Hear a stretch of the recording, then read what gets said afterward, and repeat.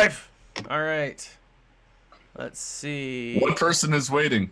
One person is waiting. Mama Anthony, welcome. This is Thaddeus from It's a commercial. Oh, we got a commercial first. We got a commercial first? Oh, of course. Of course. This is Thaddeus from Going Nerdy, and today, we are talking Mando with the gentleman from the Escape Pod cast, as always, Nev and Mr. Paul. Welcome, gentlemen. Welcome. Hello there. We already scared Thaddeus off. Oh, no, he's back. No, I was getting my water. Hello, chair. I was getting my water. Good evening, Kashmir. Now, this week's episode, we didn't have, I gotta say, guys, when I was thinking of a name for this week's episode, it wasn't as easy as the other ones. We didn't have a straight quotable moment. We didn't have a "this is the way" or "I have spoken." Had to be we wannabe. did. Did we? We did talk over a couple. I think we should have gone with wannabe.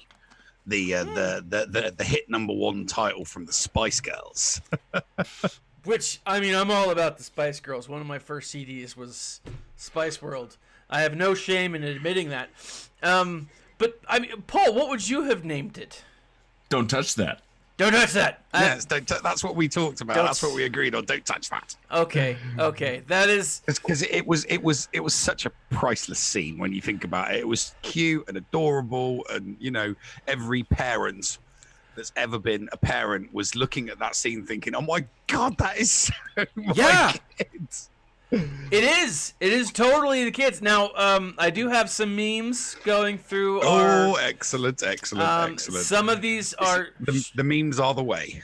Yes, some of these are straight from the episode or so far what we've seen, and then some of them are just pretty fun memes that I like. And the Baby Yoda show that would have gotten me, Nev. Yeah, right. No, I went with this is the title of this week's episode is I like that, actually Carl Weathers' arm. take off your helmet, Mando. Can we talk just for a moment about the sexual tension between Mando and that woman? Yeah, we finally saw Gina. Yeah, we finally saw Cara Dune. Mm-hmm. Yeah. Oh, I was tweeting up a storm with her, and she was awesome. It was one of the things that I really enjoyed about this episode was hearing her backstory and knowing that there is a ton more to come. Mm-hmm.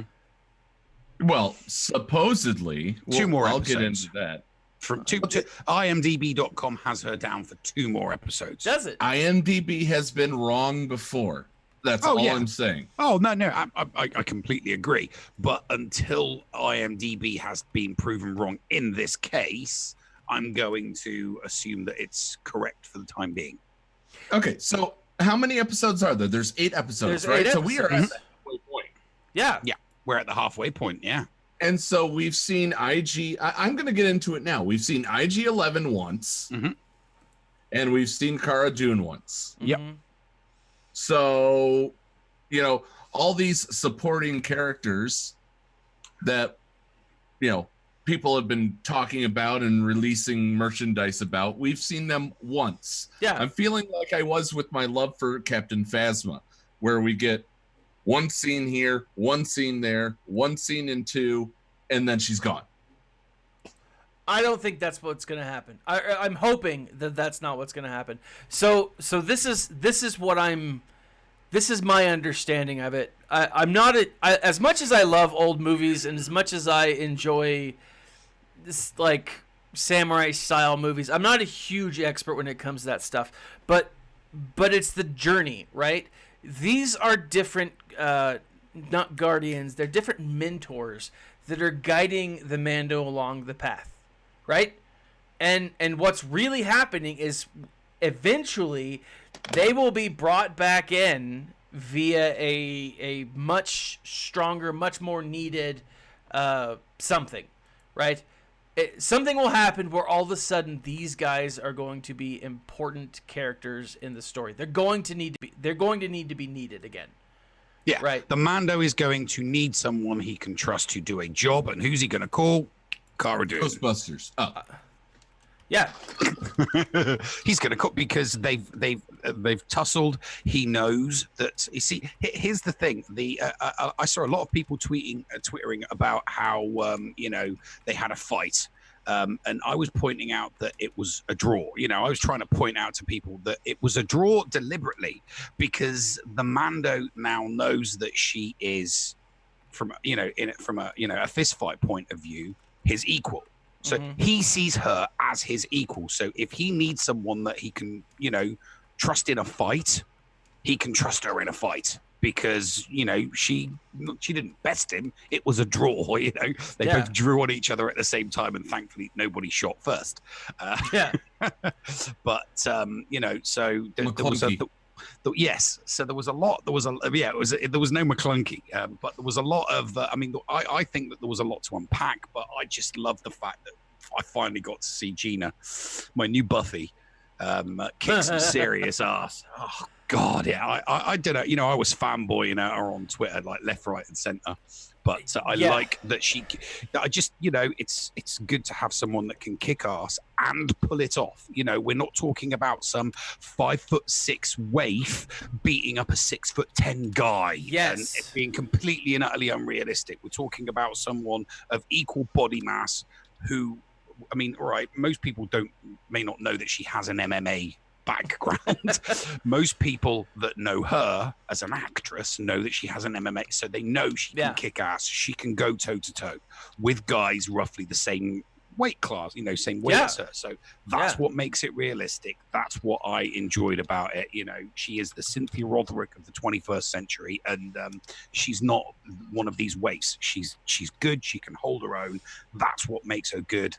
A good actress for this character. If they'd cast someone that was like I said, if they cast someone that was 5'6" and weighed 90 nothing pounds, it wouldn't have been realistic. It would have been like, you've been cast for your looks and your acting capabilities, not your fighting skills. So that's why it was just a little bit better. You are aware that she is a former UFC. I think she was a champion. Yeah. Well, that's what I was taking. That's what I was talking about. MMA. She's got that MMA background that makes her, that I like. Chicks that can kick ass are hot. Yes, that's why I married my wife. I knew she was going to be able to destroy me throughout life, and I was like, hey, this is what's needed. This is the way. This is the way, right? This is the way. So I agree with everything you just said because you're right. But one of the things that is there's so much to unpack here. Yeah. Like as I'm thinking about this episode, again, I think that we haven't seen the end of Cara Dune. We haven't seen the end of IG-88 or 11. Thank you, IG-11. I apologize. I'm sorry. I know not all droids look alike to me. They don't. You droidist. I'm a droidist. I know. I can't hide it anymore, guys. All droids look alike. I know. But it's again, this is the building of that alliance, right? And again, I loved that she did hold her own, and the only thing that stopped them from shooting was Baby Yoda drinking soup. Yeah, which was so cute. You're just sitting there, just standing there chilling, sucking on a bowl of broth. Yeah, love that. I love that. Fun trivia fact. I saw a tweet the other day by Josh Gad. Yes, the guy, the voice of Olaf, right? Mm-hmm. His wife is the waitress in the bar. Oh, right. Okay. Yeah, and he was upset that his wife got into Star Wars before he did, which I think we can all agree. If we had a loved one who was cast and we weren't, that'd be tough.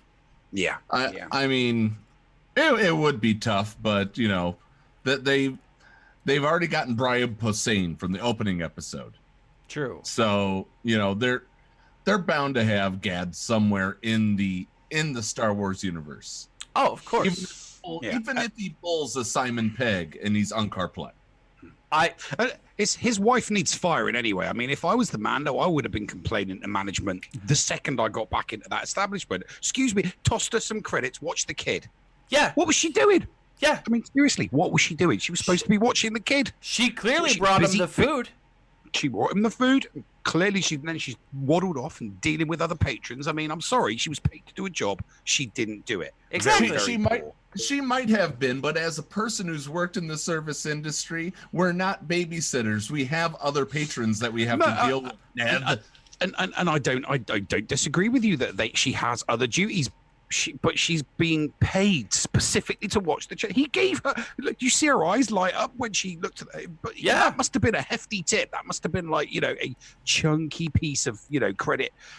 So she should have been. She should have been watching the kid. Should have been. It sounded like a coin. You give him a quarter to watch the kid.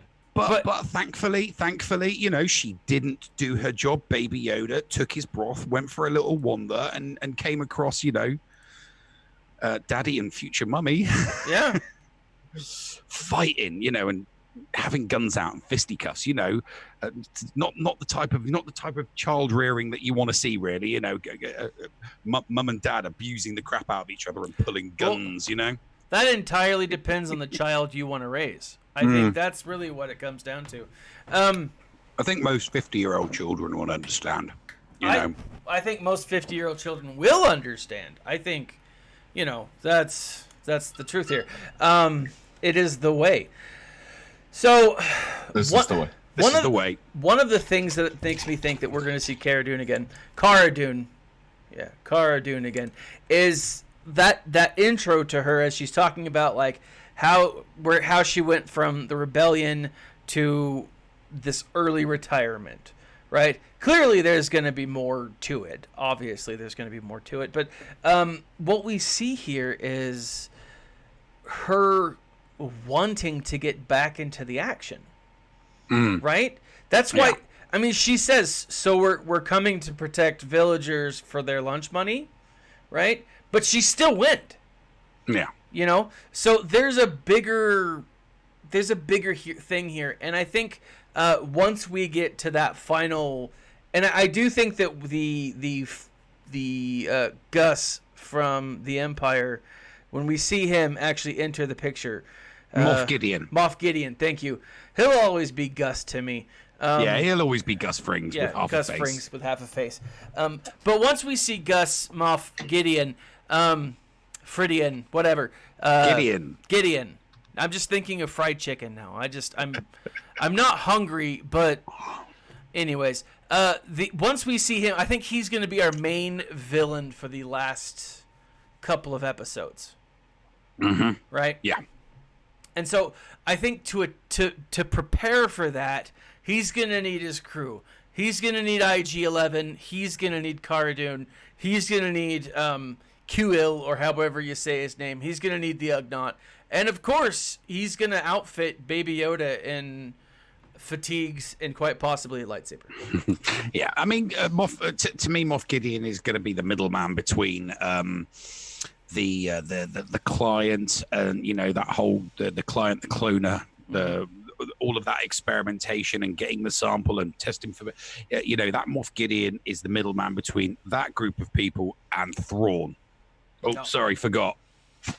And Thrawn. All right, so you think it's going all the way to Thrawn? I think it's going all the way to Thrawn. All right. Paul, what are your thoughts here? That's my conspiracy theory. I'm sticking to it. Let me look at my thing here. Actually, I think there might be a chance that they kind of teased Thrawn. There's a chance that they teased Thrawn because at the very beginning, what were they looking? What were they catching? Do you remember? Fish, krill, shrimp, krill. Yeah. I'm breaking up, aren't I? No. Krill. No, you're not breaking up. They they were fishing for shrimp. Yeah. Yes. What's another word for shrimp? Prawn. Prawn. And they were blue. So it was Blue Grand prawns. Admiral Prawn. Grand Admiral Prawn. Grand Admiral Grand Prawn. Admiral Prawn. And he strikes again with the dad joke. No, nonetheless, they were fishing for prawn. They were. Yeah, And they were blue. Mm-hmm. They were. And, So, and it would be an interesting way to bring that in. We don't know what happened to Thrawn. Obviously, he's going to be a major part of the new canon. He has another trilogy being released. Or Timothy Zahn has another trilogy of Thrawn that will be released. And so that's going to be huge. So we're not done with him. And it does seem like canon is moving to the Outer Rim. So it's very possible that that's something that we could, check out, right? With Thrawn being a major part of the Outer Rim. The Outer Rim's where all the best, it's where all the good stuff happens, all the politics and bullcrap happens in the core, all the, the gritty, hard bounty hunter scoundrel stuff. That's the stuff that happens on the Outer Rim, that's the good stuff. all right. So we get the opening, and I said that the Yoda species, of course, are much better at catching the frogs than they are the krill, apparently. Yes. And so we see the child Winta and the mom saying, love they're that back. name. Love that name. Now, because of my hearing problems, you do know, I have told you that I listened to the show, or I watched the show with closed captioning. And they called these species and sorry to, who was the one who said that it might have been Hondo? Sean Ragnar Red. Yeah. Unfortunately, Hondo's species is not Klatooinian. True. They used Klatooinian, did they? Oh, yes. Yeah. So they are Klatooinians according to. So there's your canonical Klatooinians now. Yeah. Okay, but here's the thing, though. Didn't he work with Klatooinians? I mean, Hondo was an equal opportunity pirate. I mean, he was. He worked with bad guys everybody. He worked with both moral and immoral people. Yeah. That's why he was a lovable rogue. That's why he was such a good character, a fun character to like and root for. Yeah. Because he walked the line perilously, didn't he? He did. He did. What is this? What was that meme with Baby Yoda with cheese on his face? Yeah. Have you never seen the cheese memes where they throw cheese on babies' faces because they don't know what to do with it? No. Oh, it's a terrible thing, but Gotta be an American thing, that. it probably is. We're always mean to our children. Far too vulgar for a Brit, that. Oh yeah, it's not of polite society. But I'm gonna say that it is very possible that we could still see Hondo Ohnaka in this series, right? I would love to. Yeah, it's possible. You and I would geek out. Oh my gosh. Oh, I would absolutely lose my stuff. Twitter would lose it. Social media. Social media's still losing it. Ever since Baby Yoda showed his face, on Disney Plus, it's just Baby Yoda, Baby Yoda, Baby Yoda, Baby Yoda. I mean, for God's sakes, there were political Democrat debates going on and town halls going on, and in not just there were also Labour and Conservative Party political things going on in the UK. So you got political things going on in the US, political things going on in the UK, and Baby Yoda is all people talking. No one gives a shit about politics. It's like, it doesn't screw matter. You guys. We don't care about you. We're having fun with Baby Yoda. Yeah, So, it doesn't matter. I love it. It just completely drowns out all that crap. Absolutely. It's like, why don't you care what we say? Because Baby Yoda's really cute and you're not. Bugger off. Take your politics and shove it up your ass. I 100% agree. I was watching a video today from I don't remember what channel it was on, but it was Dash Star. There was an Australian guy. I can't remember. Anyways, he was going through 10 Easter eggs that you missed, and I don't think they were necessarily Easter eggs. But what was interesting is how they bring in a number of illusory illusions from different source material. They've talked a lot about this being a Western, this being a samurai style epic. But one of the things that was interesting is that opening scene where they're being attacked. This video that I watched today actually compared Winta's actions to that of Moses from the Old Testament. You know how Moses was protected by a basket in the reeds. In the reeds. God. And it was but here's the thing. It was definitely a stretch in the video.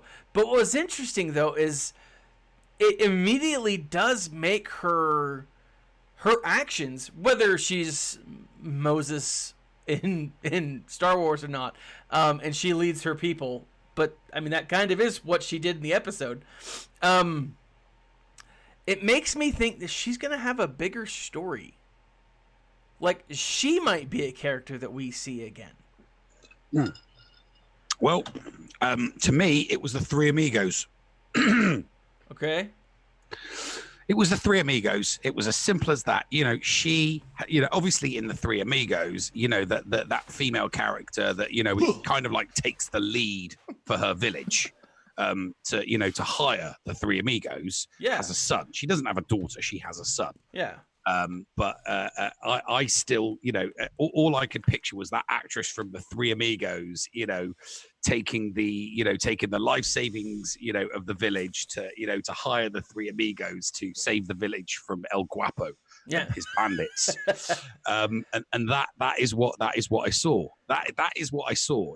When I saw that female character, I saw that that balls to the wall that wouldn't take, that was a little bit naive, but she was still, for all intents purposes, in charge of the money that the village had come together and saved. So I was seeing the Three Amigos with a hint of Sam Raimi's Army of Darkness during the training montage, because when they were doing that that was straight out of Sam Raimi's Army of Darkness. Evil Dead Army of Darkness. And yet another montage. We've had. Was there a montage in 3? I don't think so. Yes, there was the armor montage. Yes. So there has been a montage. There has been a montage in every movie, and the training montage. Show the villagers getting a little bit better every time, and a little bit better every time, and a little bit better. Perfect. And then even Rocky had a montage. Yeah, exactly. Even Rocky had a montage, and he still didn't win. That's right. So spoiler alert. Spoiler alert, Rocky didn't win, and there's a montage in the movie. Excuse me. So Sean brings up the point, and this does bring it all back to Hondo. Do you guys remember that episode in the Clone Wars where Hondo's attacking the villagers who are peaceful farmers, and the Jedi have to come in and save them? And this is very much a scene from that.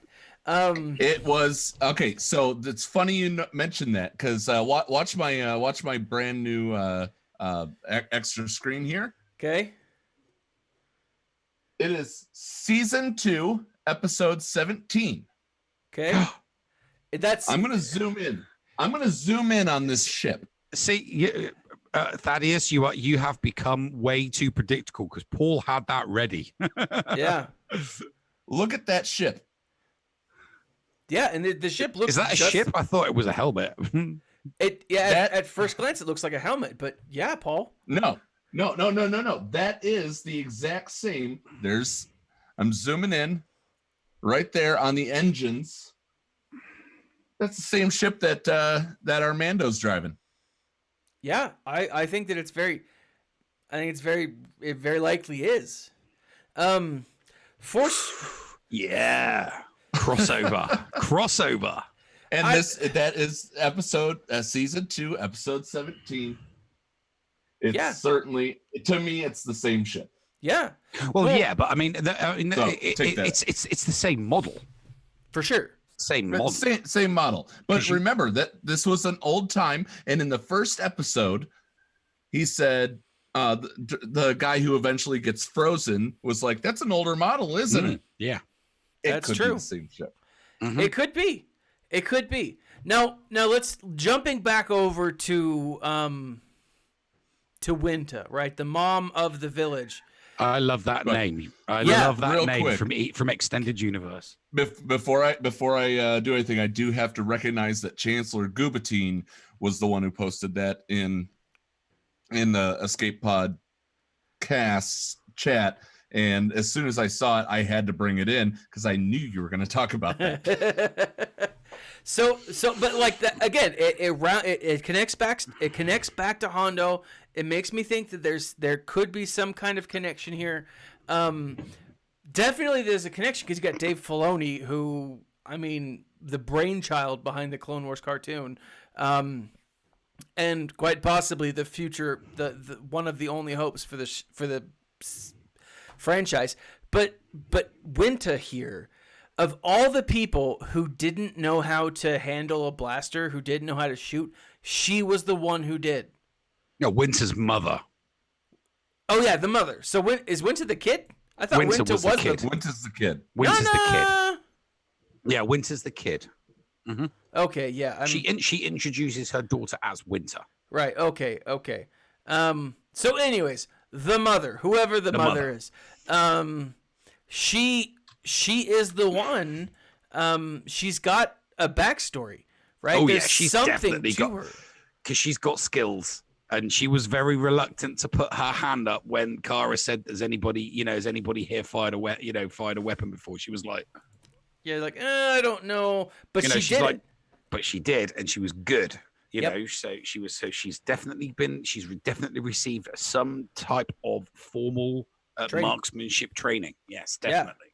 So what makes me interesting about this is both when the Mando's looking for it, when the gunslinger's looking for that place, they stumble upon this planet or they find the planet, and he's like, this is a backwater, out of the way, sparsely populated. No one's going to find us here, right? We see that Cara Dune has already decided to find this backwater planet that no one's going to find her. Yeah, she found it first. This woman found it first. Right, and so we've got to ask, who is she, and what is she potentially running from? Mm-hmm. Right? Is she running from the Empire? Is she running from the Rebellion? You know, yeah. Is she running from the mother's name? The mother's name, played by Julia Jones, is Omera. Omera. Now, I like her daughter's name, Winter, because I like that they keep pulling these names from the extended universe. Because Winter was like the super nanny of Jedi babies. Yeah, she was like the badass nanny that kicked ass and protected Leia and Han's kids while they were growing up, and because obviously Leia and Han were still flying around the galaxy, trying to fix everyone's problems, and they couldn't look after their kids because they're a bunch of superheroes flying around the galaxy. Prima donnas is a better word for it. Yeah, basically. So so Winter was this hot white-haired chick that looked after Jedi kids and protected them from all of the people that wanted to wish them harm. And as soon as I heard that name, I was like, yeah, Dave's been reading the extended universe again, hasn't he? Because he's throwing in names from the extended universe. He can't throw characters from the extended universe in there, but he can be like, he can tip his hat to the extended universe every now and then by pulling a name out of the extended universe and throwing it into canon. Yeah, I could see, and Filoni is a huge fan of all things Star Wars. He's not someone who they just brought on and was like, oh, I'll learn about the canon. Like, he was a fan long before he was ever brought on. Yeah, I mean, he took the courtship. He cited in an interview before that he took from the courtship of Princess Leia the whole planet Dathomir and the Night Sisters thing and ran with it in the Clone Wars. Because that's where the Night Sisters and Dathomir come from. It comes from that book. I can't remember the name of the author that wrote the book, The Courtship of Princess Leia, but that was the source material that Dave Filoni used in order to create the Night Sisters. So he used extended universe source material. You know, he used the source material. Yeah. I know there are some people out there that have difficulty with those two words, source material, but Dave Filoni is not one of those people. Yep. Agreed. So let's back up for just a second, because we know that Gina, or Cara Dune, yes, was a shock trooper, but to me the only shock troopers were in the Empire. So was she a defector to the rebellion and then ran off on the rebellion? No, so she didn't run off from the rebellion after Endor. She her team was like, hey, we're looking after Imperial people, and she's like, that's not what I signed up for. I didn't sign up for, you know, putting down riots and being a police officer. I'm a warrior. It's very possible that Cara Dune could be a defector. Could have been a defector. And whatever she is now is still, you know, a bad A. That's so. That is a damn good question, Sean. That is a damn good question. Go ahead, Nerdy. This is your $5. So Sean asks, when will he get his jetpack, and is that considered part of his armor? So maybe he needs to earn it. I'm gonna say yes. I think that what we're seeing is that he is going to get his jetpack sometime either at the beginning of next season or at the end of this one. And the reason I think that is, and I'm not 100% here, but we have a strong inkling that he is a foundling, right? That he was a either brought into the clan or whatever, but he is not. I don't want to say a true Mandalorian, but he said he's not. He's a foundling. He is a foundling. He was not a true Mandalorian, and we found that out right after we learned Omera's name. Mm-hmm. So right before they talked about the ATST. Yeah. Well, he even said that in, I want to say, the second episode, right? Like when he was getting his armor put together, you know, he talks about how the excess is going to go towards the foundlings, and he's like, yeah, you know, foundlings, it's important to, you know, whatever, keep them alive. I'm sure he said it's important to whatever. Yeah, I'm pretty sure that was a direct quote from what? Direct quote from Pablo episode. Pascal. Yep. Written by Dave Filoni. You know, foundlings, they're important, or, you know, whatever. But the question is, he does have to earn his armor, right? He's an awesome bounty hunter. Yes, he's an awesome Mandalorian, right? But he hasn't earned a sigil yet, right? Because no, it's not that he hasn't earned it. He hasn't revealed it yet. Okay, so Nev, elaborate on the difference there. Well, when if you go back to the first episode where he gets the taster, mm-hmm. where he just gets that little taster, and she, Boss Mandalorian manufactures the shoulder piece for him. She asks him if he wants the sigil putting on it, and it was at that point that he said no. And I'm pretty sure that she asked him, "Oh, have you not revealed your sigil yet?" And he went, "I haven't," and he confirmed that he hadn't revealed it, and that's why he didn't want it on his armor. He's got one, but he hasn't revealed it yet. So, I think. I mean, I'm gonna. If somebody can correct me in the chat, I will stand corrected and I'll apologize. But I'm pretty sure that he does have one. He just has chosen not to reveal it yet. That's all. Has he chosen not to reveal it, or does he have to earn the right to reveal it? Kind of like wearing your colors, you know, because she was prepared to stamp. If he'd said, yeah, put my sigil on it. Yeah. She clearly knows what his sigil is because she was asking him if he wanted it on that piece of shoulder armor that she was manufacturing for him. So she knows what his sigil is. He knows what his sigil is, but he was confirming to her that he hasn't revealed But it yet, I'm sure. in the second episode, she says, "We'll make your sigil the Mudhorn."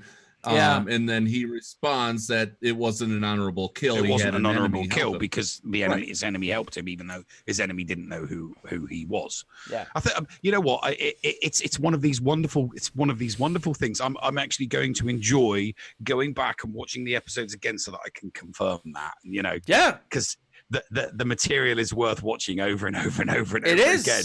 It you know, is. so we can pour over. I'm not going to do one of those. I can't stand those. I know you said you watched one of those videos where someone did like 8 Easter eggs you may have missed. I hate those things because it's somebody making 1 and 1 equal a window when Yeah. clearly 1 and 1 is 2. You know, 1 and Yeah. 1 is 2, but they make 1 and 1 a window. So yeah. Yeah. So the yeah. short answer, Ragnar, is we don't know.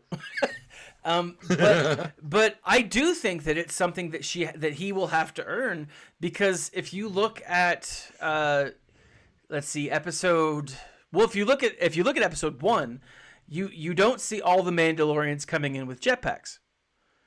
Right? Those that storm that save him, not episode 1, episode 3, right? 3. Yeah. Not all of them were wearing jetpacks. Maybe they strategically didn't fly in, and that's whatever. And it would make sense, but it didn't seem like they were all wearing them. Then if you look at Rebels, even not all the Mandalorians there are wearing jetpacks, and so I think it might be something that they have to earn. Now there is that Ezra got a jetpack. I mean, he was crap with it, but he still got a jetpack. He was terrible with a jetpack, but he still got one, didn't he? That's because you hurt my eyes. They rolled so much. Yeah, Sabine just took the piss out of him. It's because Ezra's the chosen one. We all love Ezra. No bad will be spoken of Ezra on this podcast or this. But he was crap with a jetpack. He was terrible with a jetpack. He was terrible. No, so I think that's going to be something that we see, and again, one of the things that I think so many people are fascinated about is you're taking a culture that only the true diehard fans are familiar with, right? But even those that aren't diehard fans recognize it because Boba Fett and Jango. Now, whether or not they are Mandalorian, that was a debate I had with a friend of mine yesterday. And it's still interesting because the idea is still out. Because if you can be if you weren't born on Mandalore, can you still be kind of baptized into it? Well, yeah, of course you can. All right. Sorry, the non-canon, the extended universe law changed all of that. You know, It used to be that you had to be born on Mandalore in order to be declared a Mandalorian, but then it was, the Mandalorian numbers got whittled down so low. I can't remember off the top of my head what the graphic novel is, but there was a graphic novel / comic book series that explains why. Planets conquered by Mandalorians could be deemed Mandalorian if those people conquered by the Mandalorians, adopted the Mandalorian way of life. Yeah. Yeah. I just wish I could remember the graphic. I wish I could remember the comic series. I can't remember off the top of my head. But again, the idea is that we are going to spend a great deal of time learning about this culture that people are somewhat familiar with. And I think that's going to be part of that's what makes this so interesting is we're seeing it unfold before us. Right. And I know that some of the people that I've talked to that are not fans of Star Wars are hands down are like, all right, this is pretty tight. This is awesome. And I think that's what part of it is what makes it so cool is that it's unfolding before all of us. Mm-hmm. And I love that. Space Vikings, as Sean Ragnar says. Yes, they are freaking awesome. Yeah, don't talk about Vikings. I saw the trailer for the next season that comes out this month, and it looks brilliant. All right, so tune in next month for Nev's show, Talking Vikings. Talking Vikings. Talking Vikings. All right, so I got to point out, I'm looking at IMDb as we're doing this.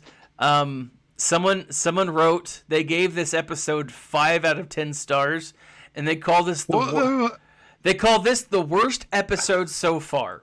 It's the best episode so far. What are people on about? Let's not get into the ratings yet. And by the way, it's been so long that I've forgotten what we rated. Yes, Sean, we will totally do Talking Vikings. On your channel, mate, not mine. I've got to keep mine Star Wars. We'll do yours. Was it 1 out of 5 pieces of Beskar or something? Yes, yes. There's pieces of Beskar. Okay. So but I loved it. I absolutely did. And granted, I love like all things Star Wars. You know, I'm still playing Galaxy of Heroes like some of you guys are. I mean, it's hard to put Star Wars down for me. And but again, it's the storytelling. It's the subtle jokes that are unspoken.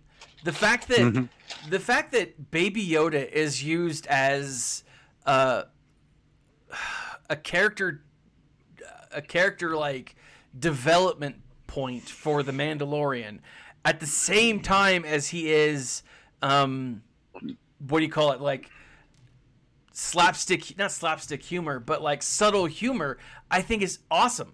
I think it's wonderful to see him play like multiple roles. The Loth Cat. Sorry, I just seen it on the screen. Yeah. Yeah. There are a few things in that cantina scene.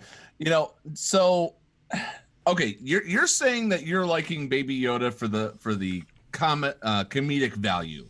Partially the comedic value, but also because it helps to develop the character that is the gunslinger. Do you know what other character was used as comedic value and to develop characters that people hate? Yeah. And in his defense, Jar Jar was an awesome character. I didn't say the name. I know. You inferred it, sir. You inferred it. Yeah. Okay, now Jar Jar. I could have said Rose Tico, mother. Big. Yeah, no. There was no character development there for anyone but Rose Tico. The comedic value from Baby Yoda comes from his innocence as a child. Yes. The comedic value from Jar Jar Binks came from his clown foolery and basic idiocy. Yeah. The comedic value came from Rose Tico. The comedic value of Rose Tico came from Rian Johnson's writing ability, because he's a joker. So there was a difference between the innocence of Baby Yoda, and the jester est, because Jar Jar Binks was the comedy relief and he was that comedian, but it was more a joker, a jester type, like the drunken master, because of the way that he kind of moved and the lines that he delivered. I mean, would you agree with that, Paul, that the two different types of comedic value? Because Jar Jar Binks had comedic value, but it was a different type of comedic value, a different type of comedy break to the Baby Yoda comedy break. So I actually, whenever I'm driving in the car, on my way to work or whatnot, I always have those thinking moments. Do you have those too, Thad? Yeah, all the time, unless the radio's on, and then I don't think at all. Well, even then, even with the radio on, I have those thinking moments. And I think I realize why a lot of people have trouble with episode 8. And it's because I was listening to Resistance Reborn at the time. through my free Audible link that you so greatly set up, by the way. Oh, Yeah. wow! In the section below. You have a free Audible link. Oh, I do. Thaddeus? I do. Oh, wow! That's really, really good value for everybody. That's listening true. To this. That's true. And if you already have an Audible account, just sign up via another email. Excellent. So, Paul, you were talking about episode 8 and listening to Resistance Resistance. Okay. And by the way, we do have to publicly identify that Thaddeus is compensated if you sign up. Yes, I am compensated. Okay. Thaddeus gets paid. I do. Yeah. So, and I'm listening to. I think I could talk about the early chapters of the book. Are you? Okay I with think that? you should. Yeah, sure. You crack on, mate. Okay. I'm never going to read them, so it'd be nice. So Poe is discussing how he feels guilty for essentially everything that happens in The Last Jedi. And as you read a book, you kind of place yourself in the character's shoes, right? Yeah. Mm-hmm. Yeah. So with that tremendous loss of all the things that we lost in episode 8, that is why people hate it so much. I think that is the reason why there is so much hate. It's not because of the writing, it's not because of the actors, it's because these people survived and my favorite fish face calamari didn't. I don't hate the actors at all. There's nothing wrong with the actors. I have no animosity towards the actors at all. I think the actors are fine. I mean, I do have some issues with the Attack the Block, but the movie that made John Boyega pretty much, a mainstay, a name, that got him the recognition and definitely got him cast. Yeah. Definitely got him a casting call for the Star Wars.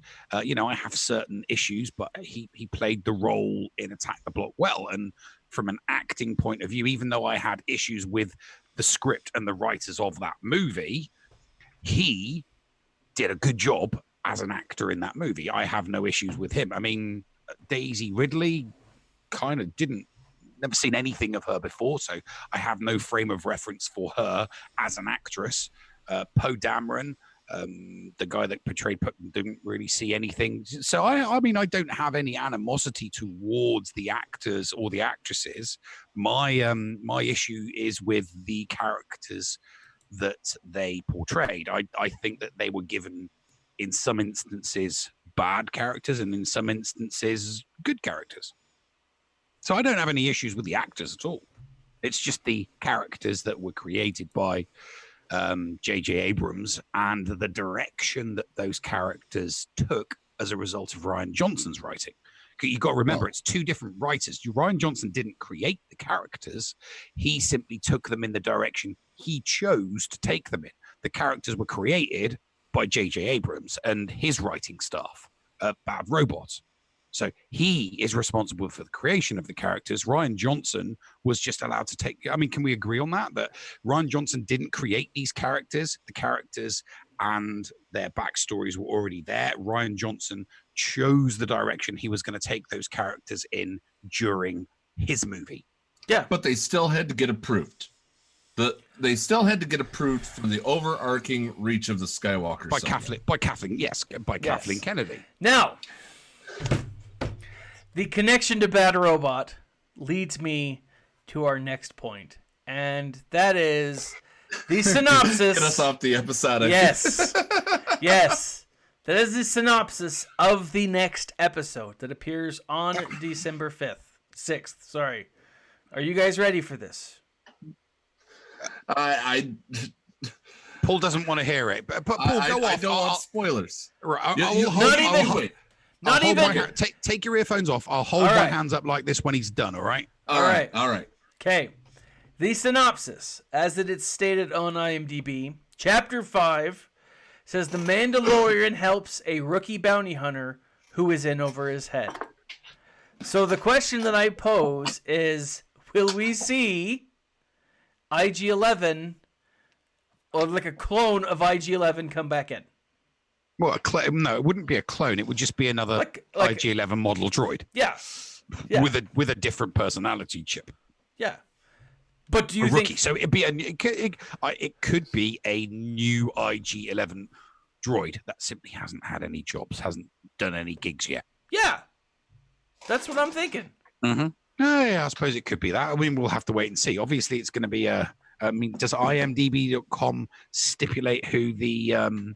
Paul's going off the Fallout 76 land. Does the IMDb cast list for that episode stipulate who the character is? Does it have Watiki in it? Nope. It has Pedro. It has a Jawa, and someone whose name is Brendan Wayne. Nah, so it could be anybody really. So, yeah. Oh well, okay. So are we done talking about the plot synopsis? I think so. Let's bring Paul back in. Jazz hands. Jazz hands. All right. Are we done spoiling? We are done spoiling. We are done talking the synopsis for the next episode. Yes. Okay. So we do have a little bit of an edge on you, Paul, when it comes to making predictions for episode 5. Okay? But I will say, let's go ahead and rate it. Mm-hmm. How many pieces of Beskar, Nev, would you give episode 4? I'm going to give episode 4 a 4.4. 4.4.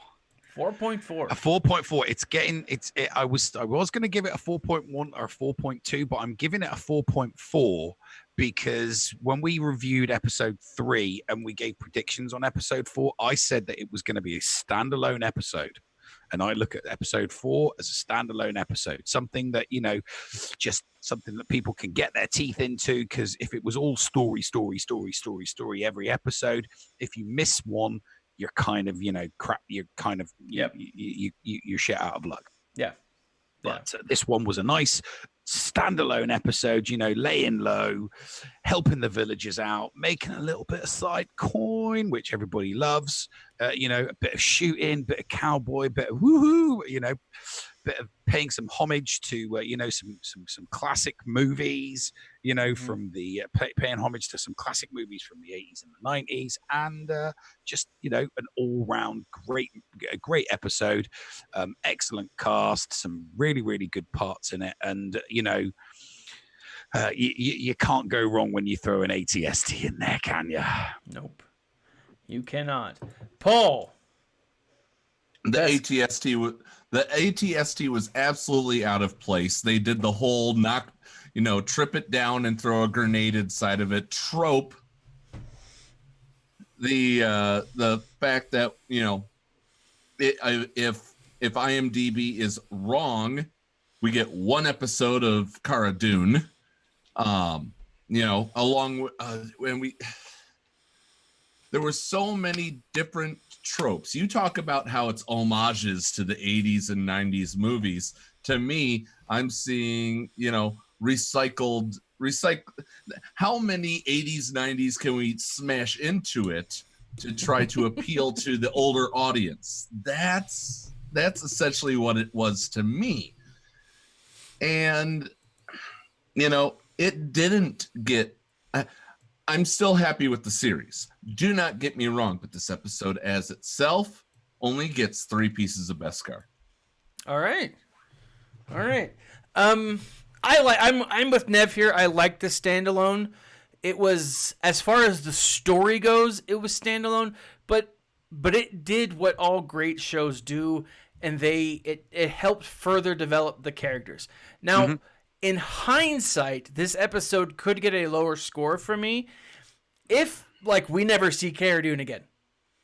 If we never see her again, I will be upset. If we never see the Ugnaught again, if IG-11 is never shown again, it seems like a missed opportunity. And that will actually detract from the value of the overall episodes, right? Oh hell yeah! If you were binge watching this, and it does, let's say Paul's correct, and IMDb is 100% wrong, and we get to episode 8, and all we got of Gina, the lovely Gina, and the wonderful Cara Dune, and the kick-ass, fighting scenes, the kick-assiness. If all we get from her is one lousy stinking episode, then yeah, I would be pissed. And if I was doing a binge watch review of the show, I'd be like, yeah, thanks a lot, Disney. Cheers for that. You give us a great character, you give us a great actress, and we get her for what? Yeah. Half a poxy episode of one season, and then you never bring her back. Thanks for that. Yeah. I mean, even Hondo. As much as I love Hondo, I recognize that Hondo is not the main character for the Clone Wars. I don't need Hondo in every episode to love the Clone Wars. But it's nice to have him periodically. Now, I don't need all of these guys in every episode. But I am hoping that we see them again. And I don't know. I really think that it's likely that what we're going to be seeing is them come back, because again, if they're introducing all of these with no connection to the future, I think it's going to be wrong. I think it's yeah. I mean, like right, we've said before, Dave Filoni's good at making his connections, isn't he? He is. I'm looking at IMDb, okay, and I'm looking at the cast list, and apparently Jawas are supposed to be in 6 episodes. Yes. Okay, so did we see them in 3? Are they counting the previously on The Mandalorian? Are they counting that? I sure hope not. Yeah. So we're gonna get 6 episodes of Jawas. The only person to be in more episodes allegedly than Cara Dune, but less than The Mandalorian. He's in 8 episodes. Can you believe that The Mandalorian is in 8 episodes of this show? He's in all of them? What? So crazy.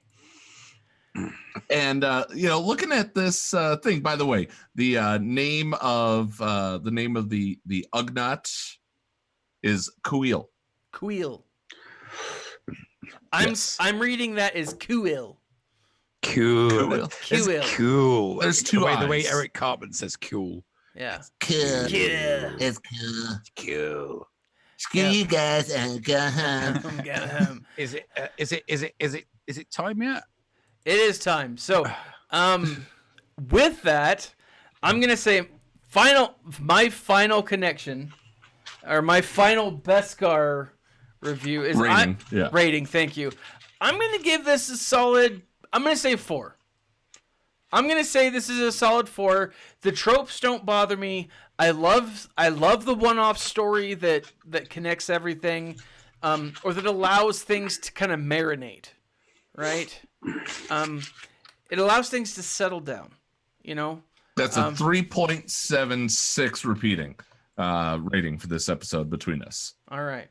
Which is, I think, kind of on average where we've been. So we've been between 3.5 to, I think, 4 is where our highest 3.5 to 4. So, yep.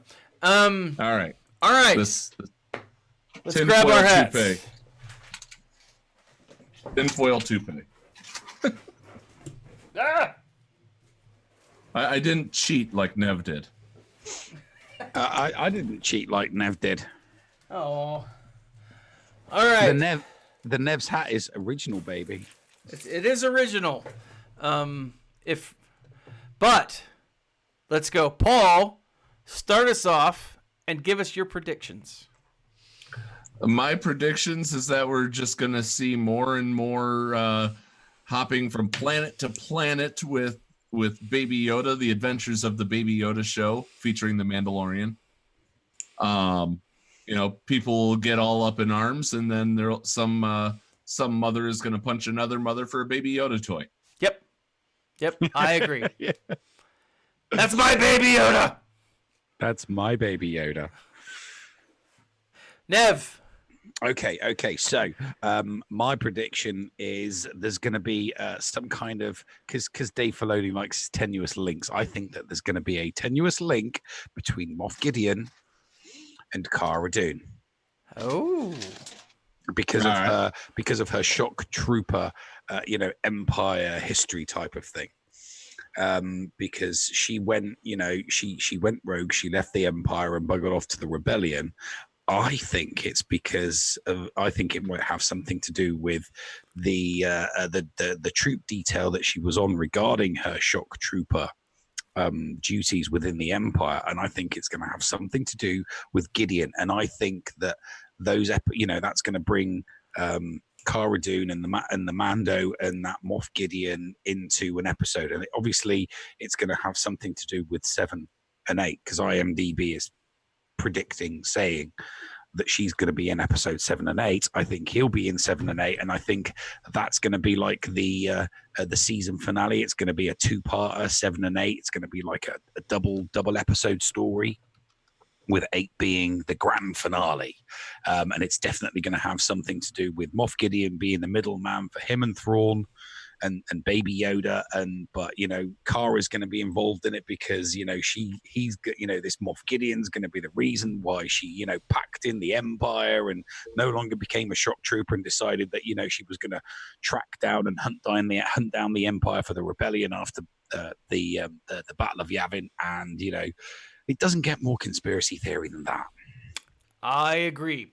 Now, I am with you, Nev. I think that this next episode is the beginning of the end, right? Now, granted, yes. I mean, there's 4 more episodes we've had. We're winding the season down.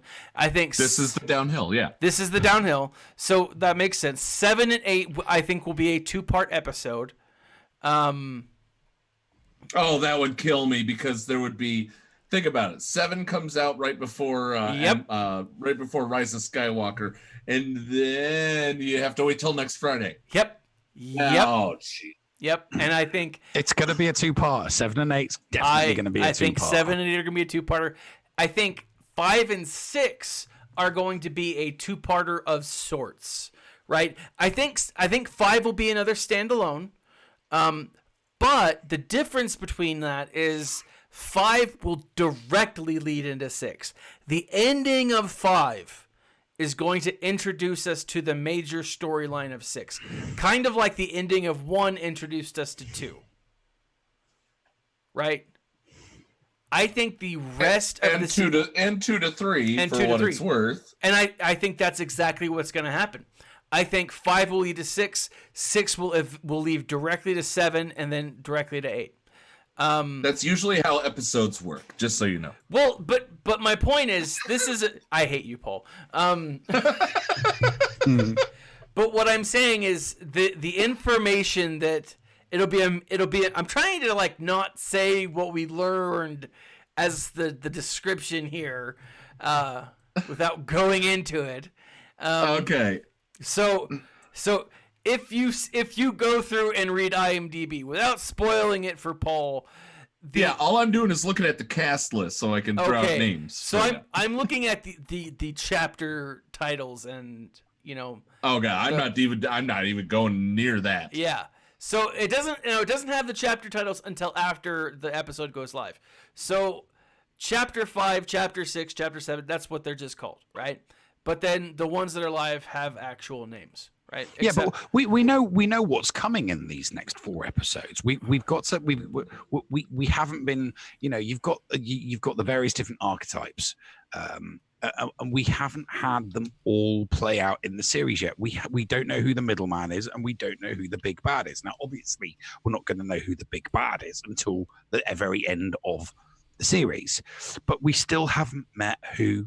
I think it's Moff Gideon that is, the series big bad. The middleman to the overall big bad. I still think it's him. Yeah. I'm kind of hoping that they hurry up and bring his character in because they can't just throw that guy in and just for episodes 7 and 8. We need a nice build up 5, 6, 7, and 8. So by the time we get to 8. We loathe and hate and despise this old Empire character because that's what you need for a bad guy. Mm-hmm. For a character to be truly evil, we need time to, figure out that, this is evil. They need to do lots of little things that makes you think, my God, what an asshole. Yeah. And he needs to do like evil shit against other evil people so that you hate them even more, But then, right at the end of the season, that's when we find out, oh my God, there's someone worse than this guy. Oh Yeah. shit. Disney, take my money. I must see season 2 now. Yes. That's, so and that's what we're going to get now in 5, 6, 7, and 8. That's what we, so I'm really, really looking forward to 5, 6, 7, and 8. As Paul said, we've got to the top of the hill and we're going downhill. So all we're doing is picking up speed. We're going to let gravity do its work, and hopefully by the time we're getting to the bottom of that hill and 7 and 11, we're going at full speed, and everyone's like, crap. I want to feel like I've just watched Cobra Kai. I want to feel at the end of this season, I want to feel like I've just got to the end of Cobra Kai, and it's like, I can't believe I've got to wait a year to watch season 2, because that's what I felt like at the end of Cobra Kai. And make sure to tune in to Nev's new series, Talking Machio. Macho with the Nev. Okay, let me be a little more specific. Graves going everywhere. I think what we're going to see in the next episode is we're going to start seeing more throwback to the Civil War. I think we'll start seeing more connections, like Nev was saying. We'll see more connections to Moff Gideon, and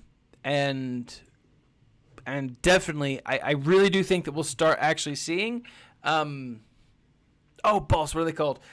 Cameos. From known entities in the universe. From Hollywood. Well, we did see a green-headed Twi'lek and true. a Lothcat inside the restaurant. That's true. true. I did see that. Seeing that Lothcat was like, oh my God, what's a Lothcat doing on this planet? And it was a green-headed Twi'lek. I can't say close that to it was him. Lothar are they? I don't know. Be curious.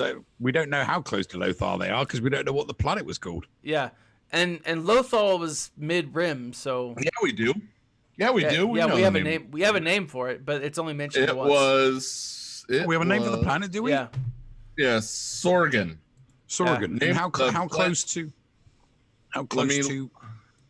Oh, come on, Paul. Let me see if I could look up do the geek. Yeah. How many light years is? What's the distance? Sorgan location. Is it on a bus route? Can you get there by starship? How long in hyperspace? It's actually Sorgan is actually just Lothal. It's what the people call it, the Lothanians. It's what the locals call it, Sorgan. It's what the indigenous population calls it. Yep. It's like, we're in America at the moment. Are we really in America? Is that what the indigenous population that lived here for 10,000 to 20,000 years called it? I don't think they called it America. Oh, no, they called it Frank. It was... Yeah.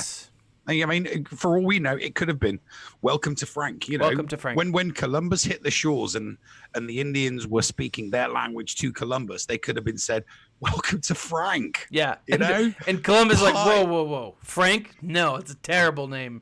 No. Columbus was like, no, we've just gone around the world and this is the other side of India. And they're like, what's this guy talking about? Yeah. This is Frank. We're Frankians. What's India? Where's bloody India? Because, we're Franks. Sorry, that's a bad joke. Paul, did you find it? You find it yet? It has no still have to do fluff. It still it does not have any specific location on the map yet. God damn it! All right, no. Maybe one day. All right. Well, anyway, John Favreau, you've done everything right so far except put it on the map. All right. Give us something for tenuous links, dude. Seriously. Catch us next week on Sunday. We'll be back at our normal regular time, where we will be covering episode 5. We will be talking about what just happened and what we can predict. That being said, guys, check out the links below. You can get a free audiobook if you sign up for the audio trial in the section below. There's some awesome novels out there. Got quite a few up here on my desk. I just want to point out. All right, hit us. Why is IG-11 right there? He's in one episode. Dude, so is Cool. So, yeah, says cool. Cool. You don't see him complaining. I guess he's in 3 episodes. He's in 3. But still. All right. Check us out. Check out Paul and the Nev every Friday on the Escape Podcast. Yeah. Come check us out on the Escape Pod cast. Part of the Escape Pod Castaways Content Creator Network. Yeah, you need to go the other way. Oh. Go. Oh, yeah, oh my God, my hand has just disappeared. Oh. Content Creator Network. But obviously there's a bit there that's missing because I can't just see if the magic of movies, my hand just disappears. I mean, if I was to do that, but about there and then go, you can't see. Okay. Oh no, Thaddeus is coming for me. Duck and weave. Anyways, this has been Thaddeus, Paul, and the Nev from the Escape Pod Castaways Content Creator Network, featuring all of us and more. Like, subscribe, share, and as always, my friends, remember to smile and stay nerdy. All right, time to hang up. I've got kids to